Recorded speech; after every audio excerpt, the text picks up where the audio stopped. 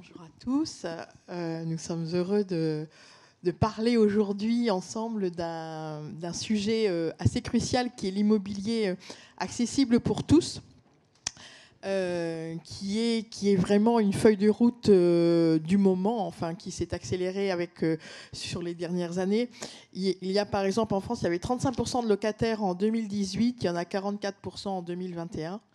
C'est un indicateur notamment qui montre que dans un pays où on aime bien être propriétaire, où on l'est moins qu'en moyenne en Europe, où il y a 70% de propriétaires et 56% en France quand même, ça devient plus difficile parce que l'immobilier devient plus compliqué. Et aujourd'hui, les quatre personnes qui sont là ont développé des produits ou des sujets de réflexion qui vont permettre d'accélérer les choses sur cette thématique. Et c'est vraiment un grand plaisir de vous accueillir parce qu'il y a beaucoup d'ambition dans tout ce que vous faites.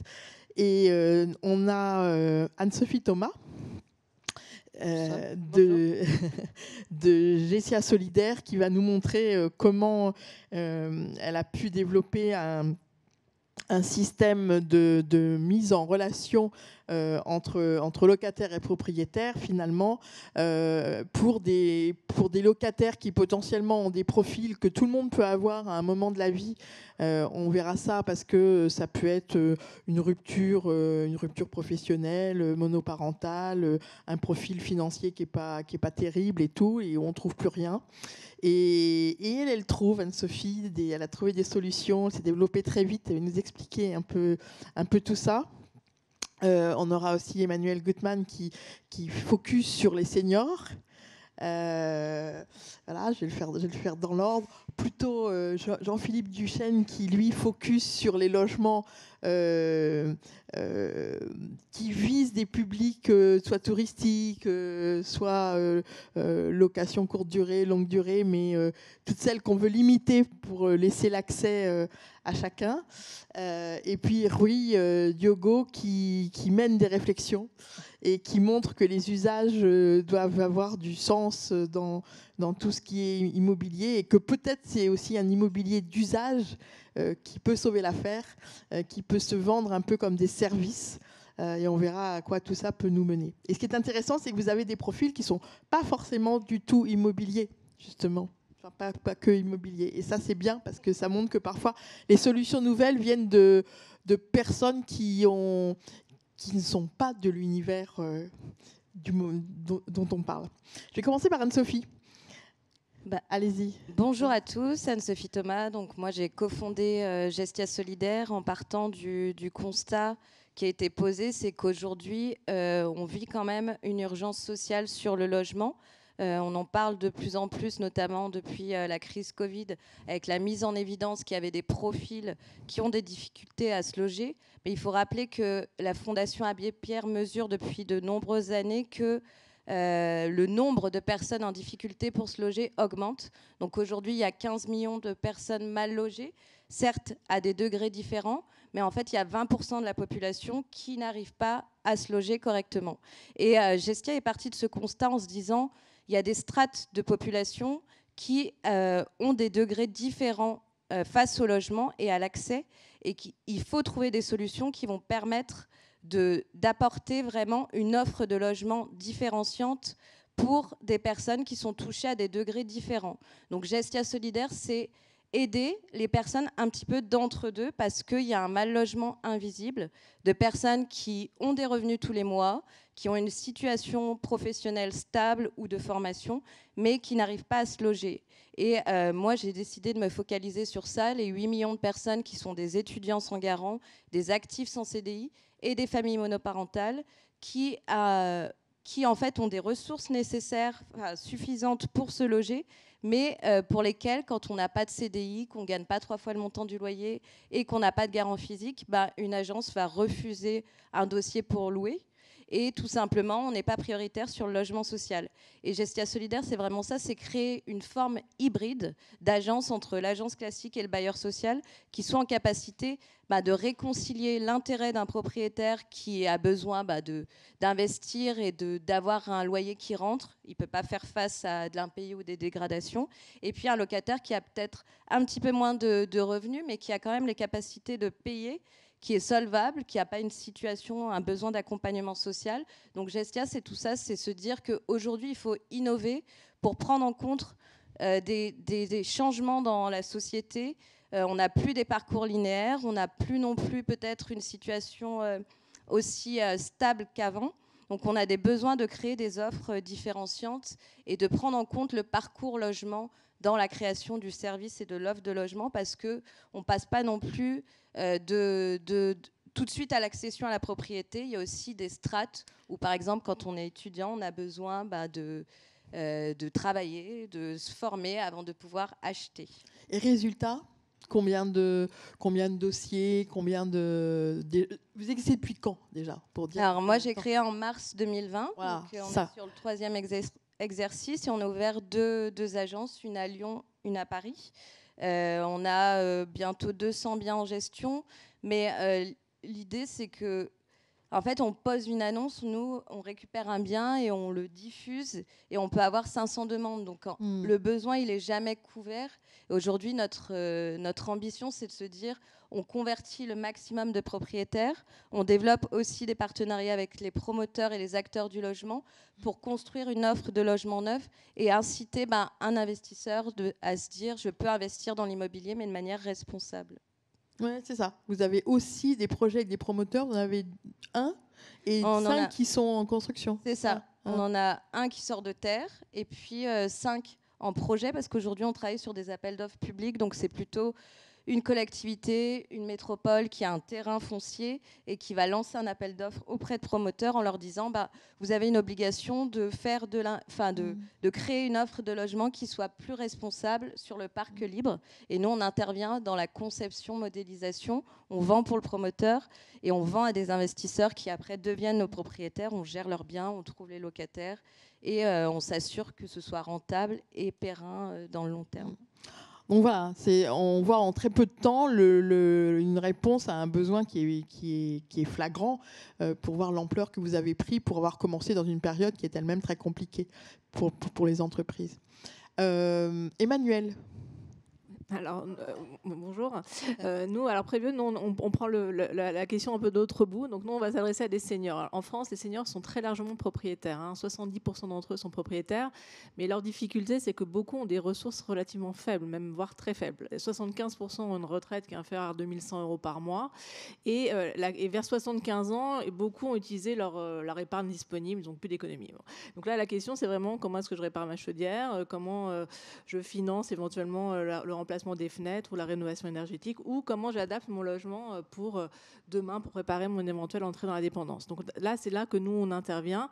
L'idée, c'est vraiment d'avoir une solution qui permette aux seniors de monétiser la valeur de leur actif immobilier et de récupérer des liquidités tout de suite et de les aider à les utiliser, notamment en les aidant à financer et gérer les travaux qu'ils pourraient vouloir faire chez eux.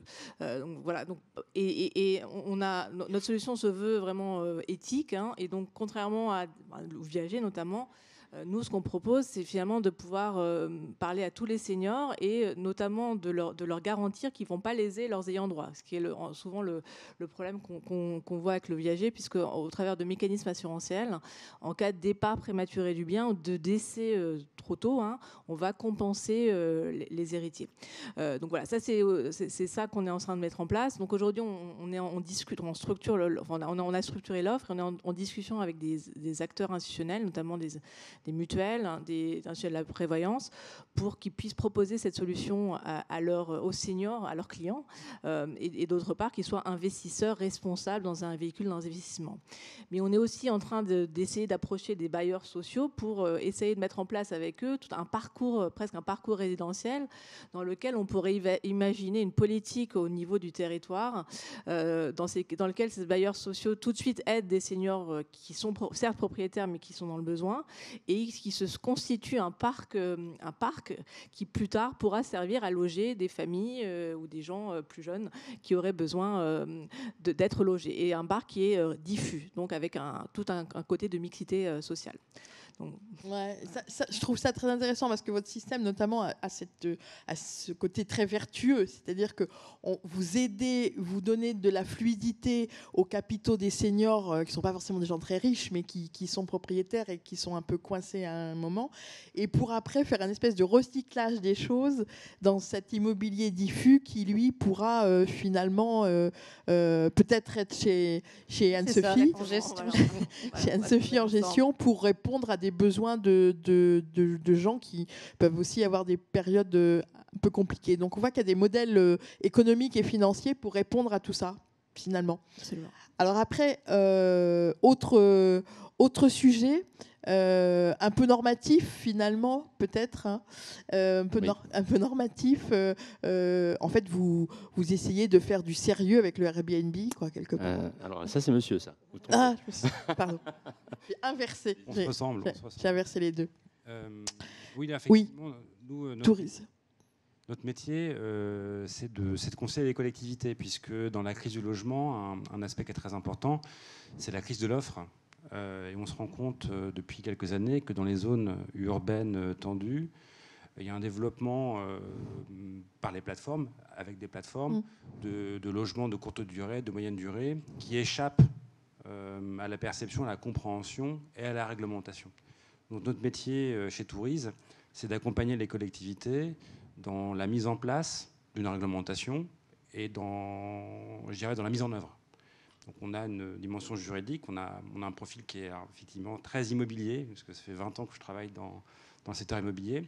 Et cette idée qu'on a eue il y a maintenant 5 ans, c'est de développer un service clé en main pour les collectivités, puisque bien souvent les collectivités n'ont pas les moyens financiers ou humains d'être à la page, même numérique, des nouvelles réglementations. Et comme tout se passe en ligne, et que les collectivités n'ont pas forcément la possibilité de développer des produits numériques en temps réel, on accompagne les collectivités pour les aider à gérer notamment le phénomène des locations touristiques. Alors ça passe par le fameux numéro d'enregistrement, la dématérialisation des démarches administratives, le fameux changement d'usage, les compensations, mais également depuis maintenant près de 2 ans, la dématérialisation des demandes de permis de louer, puisque dès qu'il y a une loi sur le logement, il y a une nouveauté juridique où les communes sont invitées à réglementer. Et bien souvent, maintenant, quand on réglemente, il faut prévoir les services numériques pour permettre aux administrés de faire les démarches en ligne.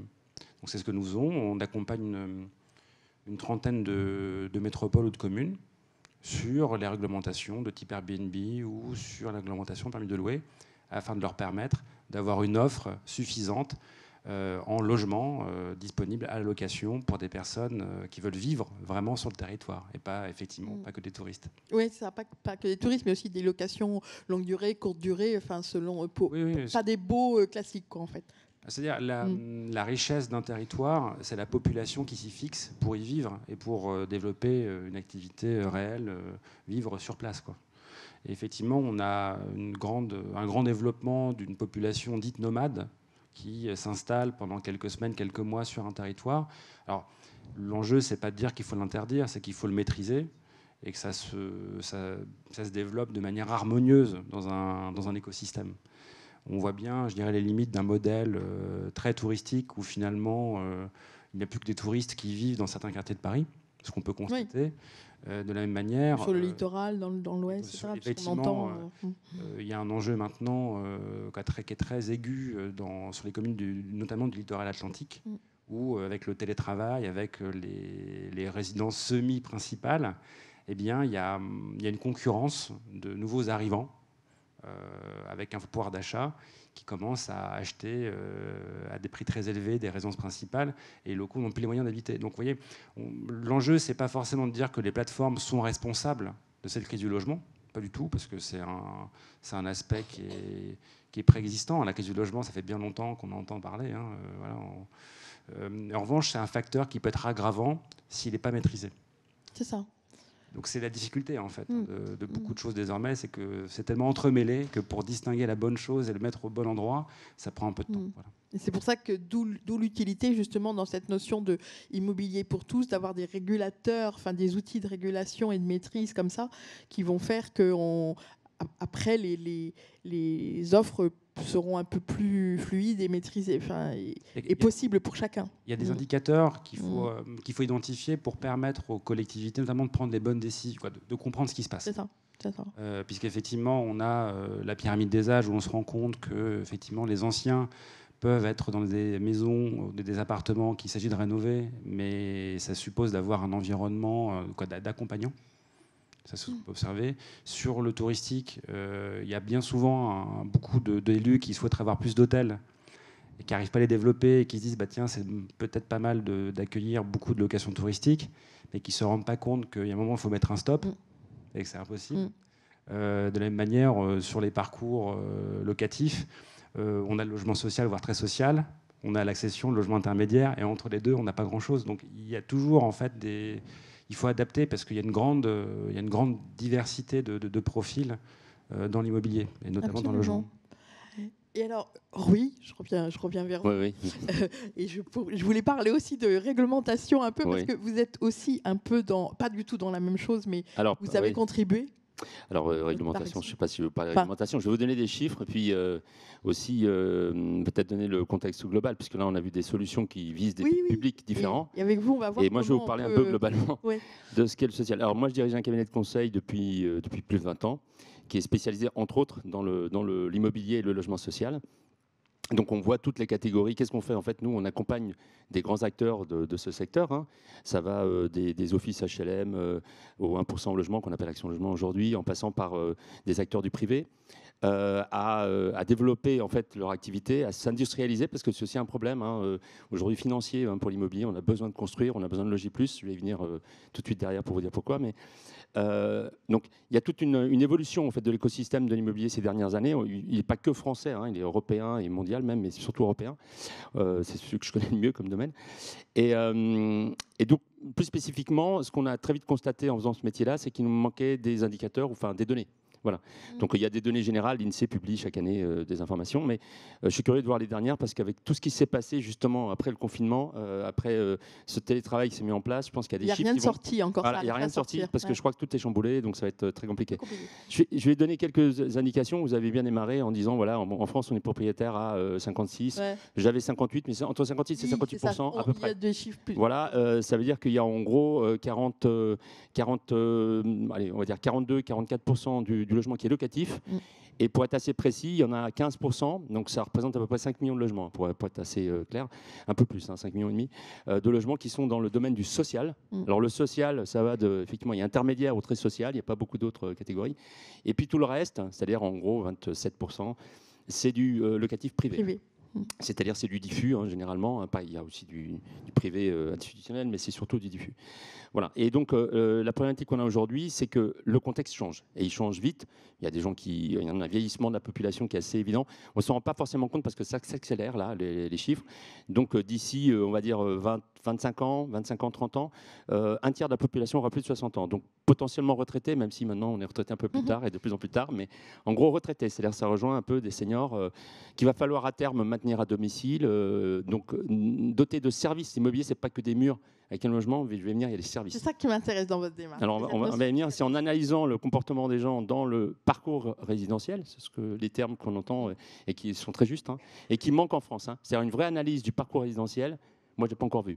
Il y a beaucoup de choses sorties comme ça en livre blanc ou de discussion, mais personne n'a vraiment sorti quelque chose d'intelligent, je dirais, sur le sujet. Or, c'est vital. Ce cycle que vous avez évoqué tout à l'heure, qui est très juste, c'est le Graal, c'est pas d'être propriétaire. Ça sert à quoi d'être propriétaire quand on va mourir dans 10 ans? Il vaut mieux passer à ses enfants. Donc l'idée, ou remettre en circulation pour avoir une meilleure vie, c'est ce que vous essayez de faire. L'idée, c'est d'avoir vraiment un cycle pour aider les gens qui sortent du foyer familial pour faire les études, commencer à travailler. Ils ont des problèmes de capitaux, des problèmes de fonds, des problèmes de garants, des problèmes on va dire, de garantie par rapport à un bailleur, qui vont ensuite travailler, développer une famille, avoir des besoins, périmètres différents de logement, et puis peut finir une fin de vie où on a peut-être moins de besoins de surface, mais plus de besoins de services. Voilà, et remettre ce capital en jeu pour pouvoir aider des jeunes à reprendre le cycle, en fait. Et ça, aujourd'hui, on a très peu d'outils de mesure. Donc nous, on a développé, on a quand même un lab, on fait un peu d'informatique quand même, où on fait surtout de l'analyse de données. Oui. Et on analyse le comportement des locataires et des structures en fait, qui louent en France. Voilà. Et aujourd'hui, ce qui manque le plus, qu'on se rend compte, et ce qui est le plus demandeur, c'est la notion de service. Outre cette histoire justement de cycle qu'il faut mettre en place, aujourd'hui l'État ne s'en préoccupe pas. Il faut vraiment qu'aujourd'hui, il y ait des gens au plus haut niveau qui se disent il va falloir qu'on réglemente pour éviter les abus de type Airbnb. Voilà. Et en même temps, il va falloir avoir des indicateurs de mesure des services vraiment utiles à chaque tranche. Donc c'est là où mes camarades là, sont très utiles parce qu'ils arrivent avec des solutions. Et nous, l'idée, c'est d'aider les bailleurs sociaux, les investisseurs privés, et alors pas le public, pas le locataire individuel, ça, on n'a pas les moyens de les atteindre, mais on peut les organiser, cela étant, parce qu'on a travaillé beaucoup sur un dispositif qui s'appelle Visal, que vous connaissez bien, il y a quelques années, qui a été mis en place par Action Logement, et qui visait justement à adresser la population de personnes qui rentrent dans l'emploi. Là, en l'occurrence, c'est des gens qui ont quand même du travail. Malheureusement, ce n'est pas les étudiants, mais des gens qui rentrent en emploi et qui n'ont pas de garant, ou qui n'ont pas de garantie, on va dire. Et donc, on assure l'impayé de loyer auprès du bailleur privé, donc un parc diffus. Et ça, c'était un vrai service. Au début, on avait du mal. Nous, on a mis en place le système d'informatique derrière tout ça. On les a aidés à lancer. On a travaillé avec les syndicats, parce que c'est paritaire, c'est dans ce sens-là, pour démarrer. Et on avait 300 000 dossiers au bout de 2 ans. On se dit, ça ne va jamais décoller. Aujourd'hui, il y a plus d'1 million de dossiers. C'est énorme. L'encours, c'est 11 milliards garantis. Vous voyez, ça n'a plus rien à voir. Donc, ce besoin, il était vraiment là. On le sentait. On s'est dit, il faut des solutions. Donc, malheureusement, à ce moment-là, il n'y a pas d'acteurs informatiques sur le sujet. On les a aidés à le développer. Mais il y en aura d'autres à mettre en place. Et aujourd'hui, pour assurer vraiment un accès à tous, il faut avoir cette notion de cycle.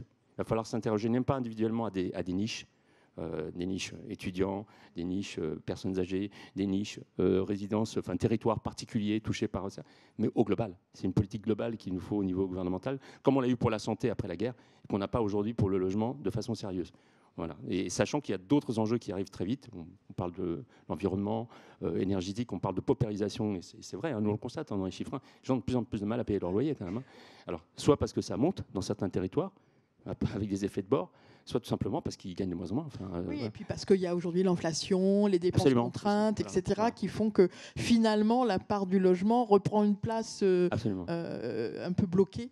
Et il faut savoir que la France n'est pas la plus mal lotie, parce qu'on parle de la France, on critique beaucoup, mais si vous prenez l'Allemagne, il y a 20 ans, il y avait 2 millions de logements sociaux. Aujourd'hui, on a un peu plus de 1. C'est-à-dire que c'est pire en pire en Allemagne. Et aussi, on a de l'inflation, et puis beaucoup plus que nous.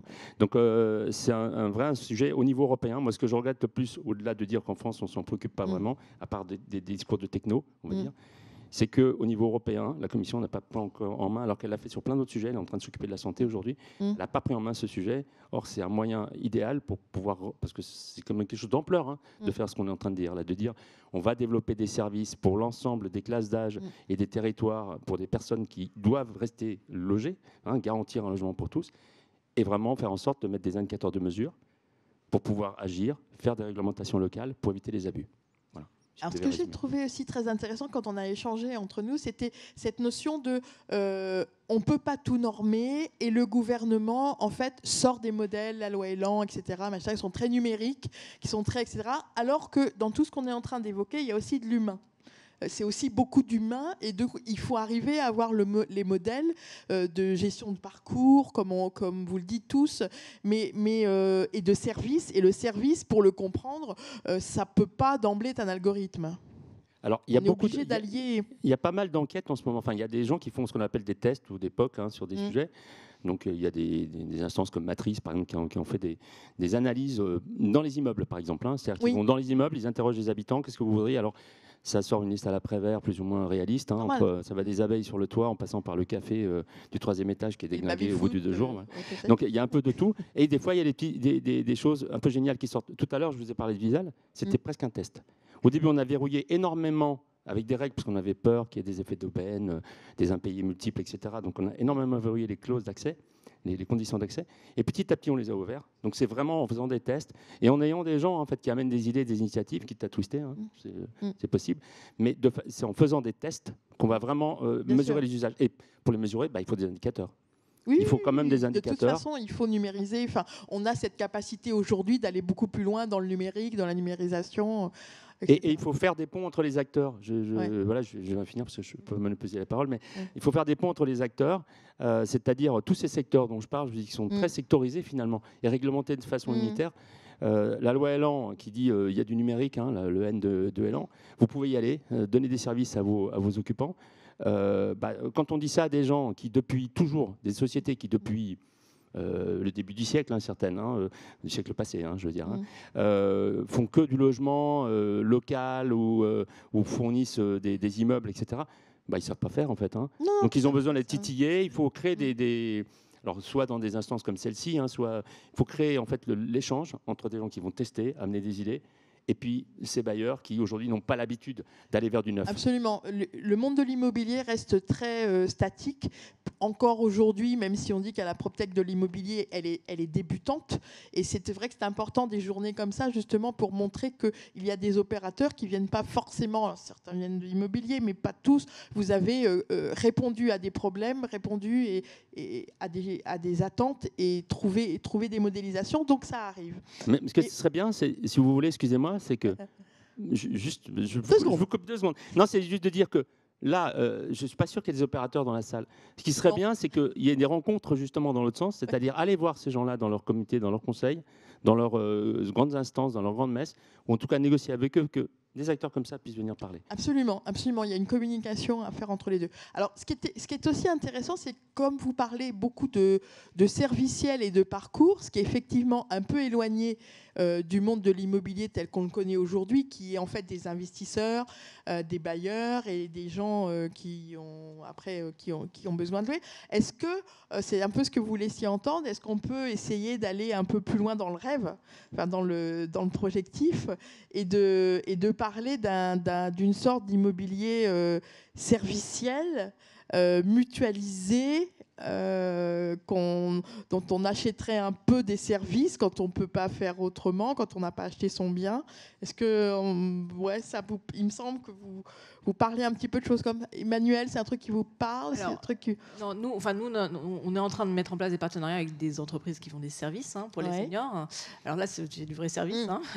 Évidemment, c'est un métier à part entière, donc ça ne sera pas nous. Mais effectivement, tout ce qui est service à la personne, l'idée, c'est de pouvoir, dans chaque département, avoir une liste de partenaires vers qui les seniors pourront se tourner s'ils ont besoin d'aide pour faire le ménage ou s'ils ont besoin d'aide à la rénovation de leur appartement.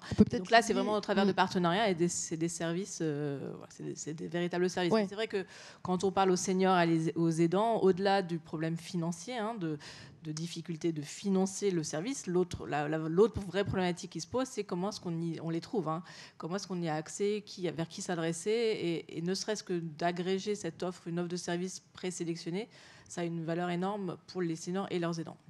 Ouais. Et vous, Anne-Sophie, est-ce que le service, est-ce qu'en fait, pour les populations auxquelles vous vous adressez, qui n'ont pas des jolis dossiers, ça peut être en fait des formes de... payer des formes de services. Est-ce que le serviciel a du sens ou c'est pas... Alors, moi, j'ai un avis modéré sur la question. C'est que le serviciel ne doit pas dériver du droit fondamental qui est chacun doit avoir un droit d'accès au logement. Le serviciel, aujourd'hui, il est beaucoup utilisé parce qu'il permet d'être plus vendeur. On crée du co-living avec plein de services et donc on loue des chambres à 900 ou 1000 euros. Mais en fait...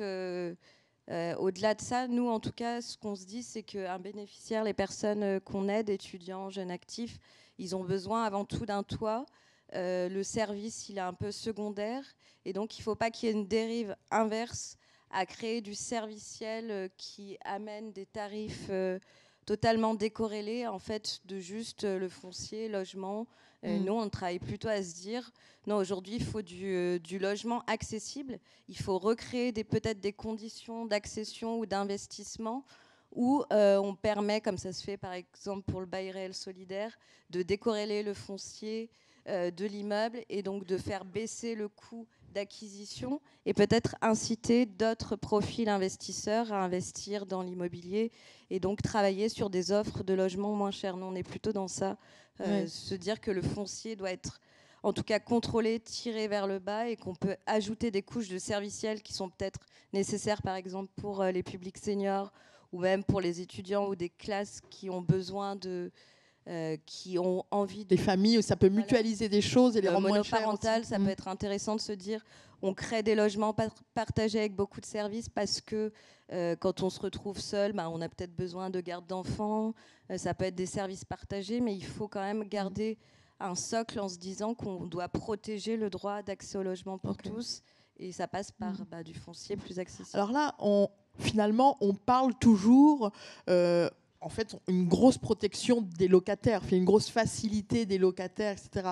Et il y a aussi la notion de propriétaire qu'on a besoin de sécuriser pour justement... Il faut un équilibre. Je pense que en France, on est très protecteur, oui, sur le locataire, et c'est peut-être quelque chose qui a poussé peu à peu les propriétaires à se dire, on prend que les meilleurs dossiers. Parce que, par exemple, si on va dans les pays anglo-saxons, notamment moi, j'ai fait ma thèse en économie urbaine justement sur ce sujet au Canada, et c'est beaucoup plus simple de se loger. Il n'y a pas de conditions de garantie, c'est une cote bancaire qui suit le locataire, et en fait, il suffit de bien payer son loyer, de régler ses crédits. Ouais, oui, et si on a une cote bancaire entre 10 et 5, normalement, on peut trouver facilement. Et du coup, le parc locatif est beaucoup plus fluide. Les propriétaires sont moins regardants, donc c'est très simple de se loger. Alors qu'en France, c'est un peu l'effet inverse. On a tellement protégé le locataire que le propriétaire a très peur. Donc il faut trouver un équilibre, et nous, c'est ce qu'on crée avec Gestia. En fait, l'équilibre, on utilise des garanties comme Visal, mais sauf que nous, on porte le risque avec le propriétaire, on avance l'argent dès le premier impayé, et donc on se dit, comme ça, le propriétaire, il sait que nous aussi, on est là pour sécuriser, et il a une garantie à hauteur de 96 000 €, donc il est quand même ultra sécurisé, et après, le risque zéro n'existe pas, mais en tout cas, on met tout en place pour protéger aussi bien le locataire que le propriétaire. Et ce qui est aussi très étonnant, c'est qu'on a en France le logement social, tous les organismes, etc. Mais finalement, ça reste une machine assez lourde, difficile peut-être à faire bouger. Et ce sont des initiatives comme les vôtres qui connaissent un succès fort pour débloquer les situations. Quelque part. Après, débloquer, non. Après, nous, on s'est positionné en se disant qu'il faut être complémentaire. En fait, il y a des choses... il est super, notre modèle de logement social. Il est inexistant pratiquement nulle part. Donc, on doit le conserver. Il faut juste être de concert et en collaboration, en synergie. Parce que je pense qu'aujourd'hui, les bailleurs sociaux, ils ont une explosion de demandes de personnes auxquelles ils ne peuvent pas répondre à toutes les demandes. Donc...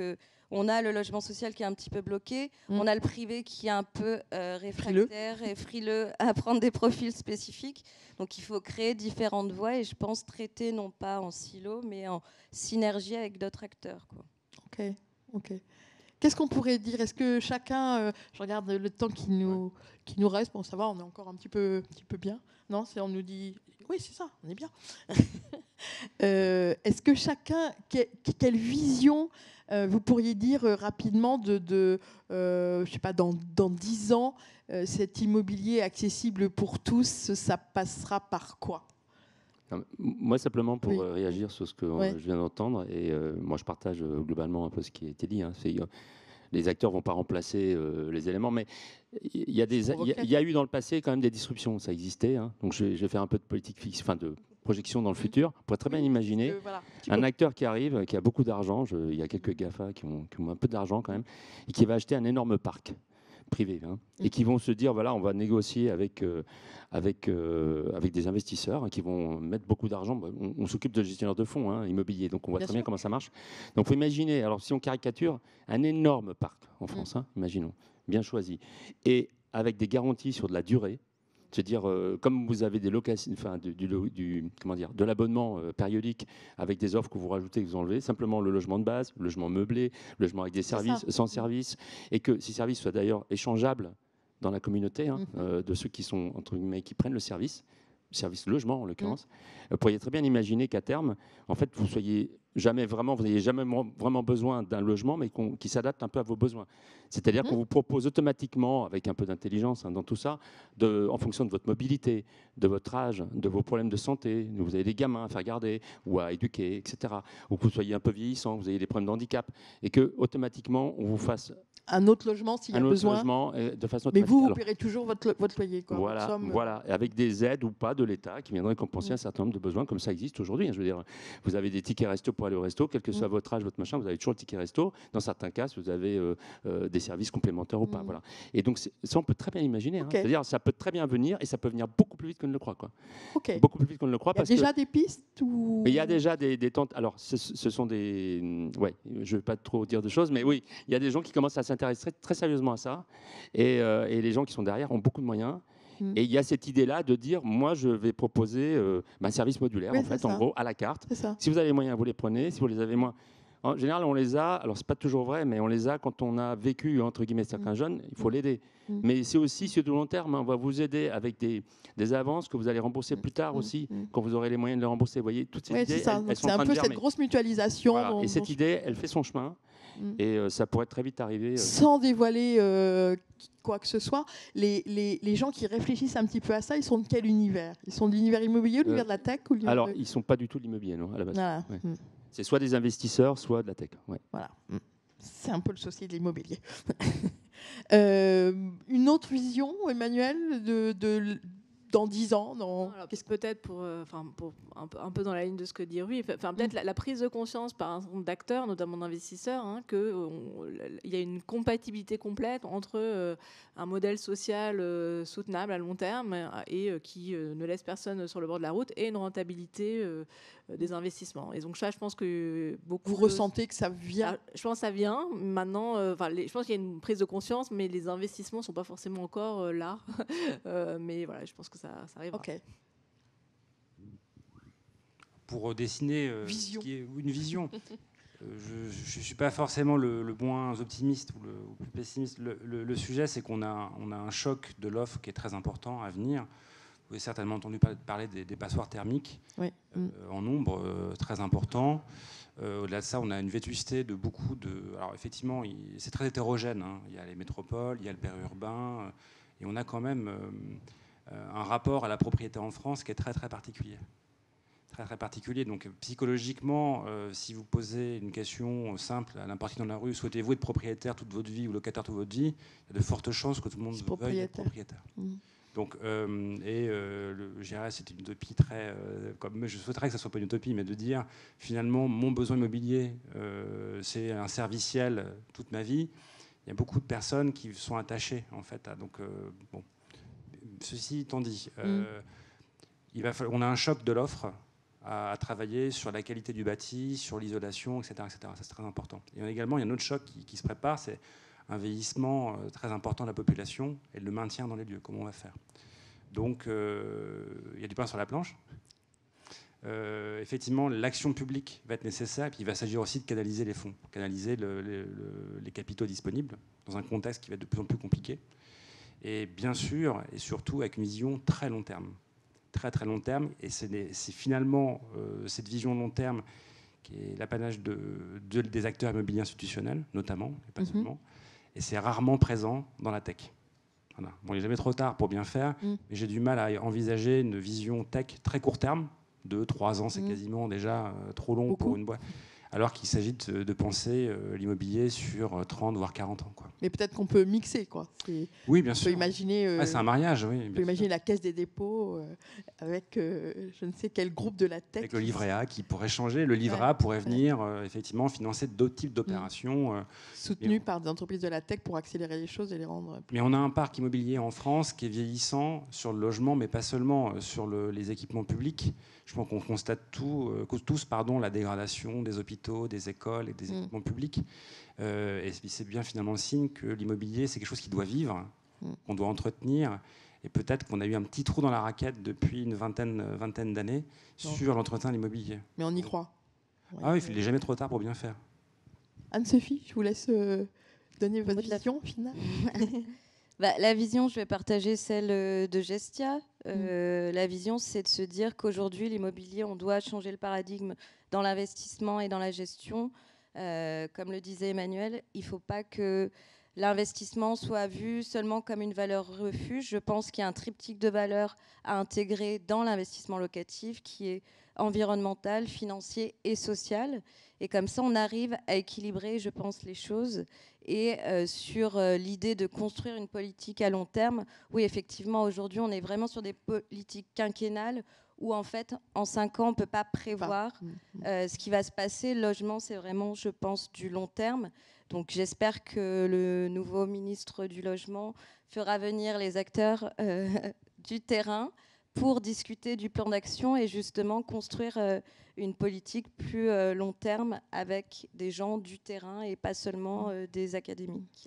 Ouais, en vous écoutant, c'est un peu ce que j'ai envie de dire, peut-être pour conclure, c'est que vous êtes un peu tous d'accord vous avez contribué à boucher des manques et de se dire, en fait, il y a peut-être une politique globale qui est en train de s'écrire. Le gouvernement ne fait pas rien, enfin, il y a des choses qui se font, mais elle n'est pas globale, justement. Elle n'est pas ancrée dans, quelque part, la réalité vraiment du terrain et de cette nouvelle réalité, quoi, de ces nouveaux modes de vie. Elle reste un peu théorique. Donc il faudrait aller plus loin dans son pragmatisme, peut-être. C'est extrêmement compliqué de penser une réglementation et son application. Très, très compliqué. L'exemple sur les passoires thermiques, on constate qu'il y a beaucoup de logements qui sont des passoires thermiques, donc on va réglementer pour interdire de mettre en location les passoires thermiques. Ouais. Donc effectivement, c'est l'outil assez simple, mais comment fait-on? Et on se rend compte que pour rénover 5 millions de passoires thermiques, parce qu'il y en a 5 millions, bien, financièrement, même au niveau pratique, qui va faire les travaux, dans quel timing, c'est impossible à appliquer. Donc on réfléchit déjà à décaler l'application d'une loi dont on a discuté pendant des années. Et on a un sujet compliqué parce que finalement, il faut qu'on allie une grande modernité de réaction et un côté un petit peu réglementaire, parce que sinon, peut-être on n'y arrivera pas si on ne met pas de la réglementation un peu là-dedans. Ça va? C'est bon. Bon, merci beaucoup. Merci. On a respecté le timing.